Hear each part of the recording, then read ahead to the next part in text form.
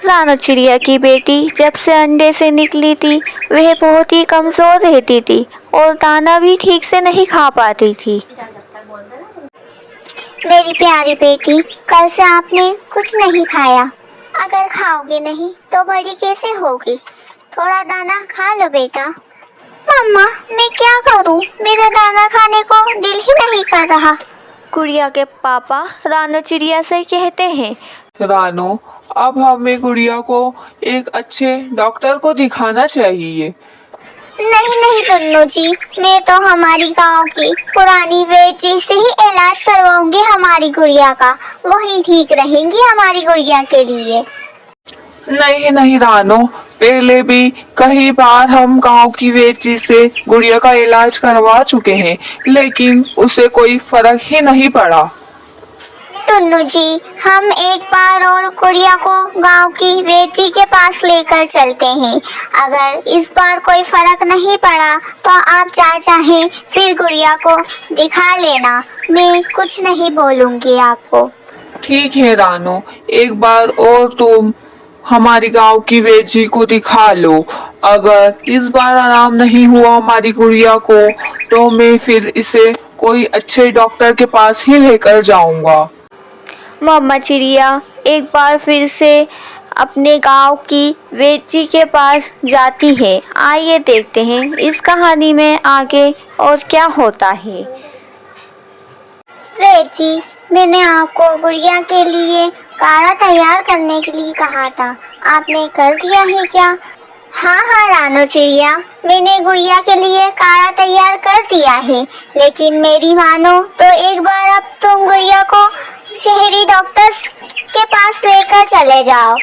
क्या है कि आजकल के बच्चों को घरेलू इलाज का कोई असर नहीं होता है, और तुम गुड़िया के लिए भी तो 3 बार मेरे से काढ़ा ले जा चुकी हो, लेकिन उसे भी कोई असर नहीं हुआ है। नहीं नहीं वैद्य जी, मैं शहरी डॉक्टर से गुड़िया का इलाज नहीं करवाऊंगी। मुझे उनका इलाज ही नहीं समझ में आता है।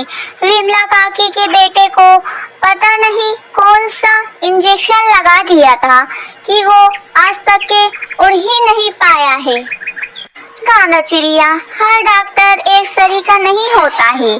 तुम चाहो तो वहाँ जाकर इंजेक्शन मत लगवाना गुड़िया को। मैं एक वैद्य होकर डॉक्टर के पास जाने की सलाह इसलिए दे रही हूँ कि आजकल के खान पीन में बहुत ही केमिकल मिला हुआ आ रहा है। इसकी वजह से बच्चों को घरेलू इलाज बिल्कुल असर ही नहीं करता है। उन्हें बस डॉक्टर की अंग्रेजी दवाई ही असर कर रही है। वो सब तो ठीक है, लेकिन आप तो अभी मुझे काढ़ा ही दे दीजिए। रानो चिड़िया, तुम बहुत जिद्दी हो। मैं तो गुड़िया की भलाई के लिए ही कह रही थी। लो, ले जाओ ये काढ़ा, लेकिन मेरी बात का ध्यान रखना। फिर वैद्य जी रानो चिड़िया को वो काढ़ा दे देती हैं। रानो चिड़िया वो काढ़ा लेकर अपने घर आ जाती है। गुड़िया के पापा गुड़िया से कहते हैं, गुड़िया बेटा, ये काढ़ा पी लो। नहीं पापा, ये काढ़ा बहुत ही कड़वा होता है। इसको पी के तो मेरा मुंह ही खराब हो जाता है। मैं ये काढ़ा नहीं पीऊंगी। गुड़िया बेटा, तुम काढ़ा नहीं पियोगी तो अच्छी कैसे होगी? गुड़िया बेटा, तुम काढ़ा पी लो। अगर तुम्हारे पापा तुम्हें डॉक्टर के पास लेकर गए तो वे डॉक्टर अंकल तुम्हें बड़ी वाली सुई लगा देंगे। इसलिए बेटा, ये काढ़ा पी लो। रानो, तुम गुड़िया को डराया मत करा करो। डॉक्टर उनके हिसाब से ही इलाज करते हैं। गुड़िया बेटा, तुम तो काढ़ा पी लो। रानो चिड़िया के और पापा चिड़िया के समझाने के बाद गुड़िया समझ जाती है और काढ़ा पी लेती है। ऐसे ही पूरा 1 हफ्ता निकल जाता है, लेकिन गुड़िया को तो कुछ फर्क ही नहीं पड़ता है।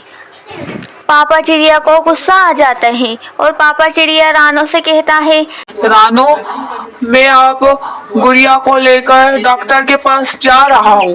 तुम हाँ कहो या ना कहो। नहीं नहीं गुड़िया के पापा, मैं भी आपके साथ डॉक्टर के पास चलूंगी। मैं पहले ही आपकी और वेद जी की बात मान लेती तो गुड़िया की तबीयत और ज्यादा खराब ना होती। चलिए चलते हैं हम डॉक्टर के पास। ऐसा कहकर वह दोनों गुड़िया को लेकर डॉक्टर के पास आ जाते हैं। डॉक्टर साहब गुड़िया के पापा मम्मी से कहते हैं कि मैंने गुड़िया को चेक करा है और ऐसा लगता है कि जब से ये अंडे से बाहर आई है तब से ये कमजोर ही है। कुछ दाना भी नहीं खाती होगी गुड़िया। हाँ हाँ डॉक्टर साहब, आप बिल्कुल सही कह रहे हैं। हम तभी गुड़िया को आपके पास लेकर आए हैं। अब आप ही गुड़िया को कुछ अच्छी सी दवाई दे दीजिए। हाँ हाँ बिल्कुल, मैं गुड़िया को बहुत अच्छी दवाई दूंगा जिससे गुड़िया 8 दिन में अच्छी हो जाएगी और दाना पानी भी खाने लग जाएगी। बस आप उसे ये दवाई गाय के दूध के साथ ही दीजिएगा। ठीक है डॉक्टर साहब, हम इस बात का ध्यान रखेंगे। गुड़िया को दवाई हम गाय के दूध के साथ ही देंगे।